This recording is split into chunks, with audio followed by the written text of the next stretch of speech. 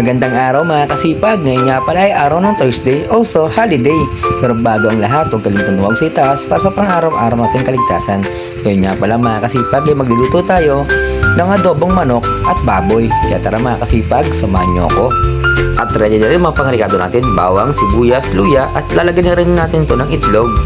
Let's go! At ito na nga mga kasipag ay naghihiwa na ako ng mga pangrikado na kakailanganin sa adobong baboy at manok natin. At ito nga pala guys, ay inihiwa ko ng luya, sibuyas, at syempre ang bawang.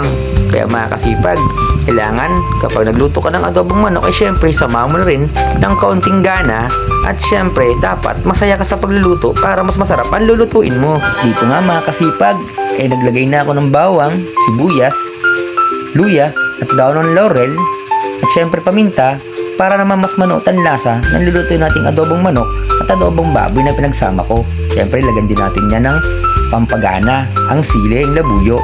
At yun nga pala mga kasipag, ayaw kasi ng matigas kaya mahilig kang gumamit ng pressure cooker para mas malambot na ang kakainin nating karne. At eto na nga mga kasipag, nilagyan ko na rin siya ng sabaw. Syempre, lalagyan din natin ng itlog yan para naman may twist at talaga namang mas masarap ang kain natin ngayong tanghalian. At yung nga pala yung paborito rin ng partner ko. At sa wakas mga kasipag, sigurado ako na napakasarap nito at talaga namang luto na ang ating adobong baboy at manok. Kaya tara mga kasipag, kain tayo. Pero bago ang lahat, huwag kalimutan mag-follow and share sa aking page. Salamat mga kasipag!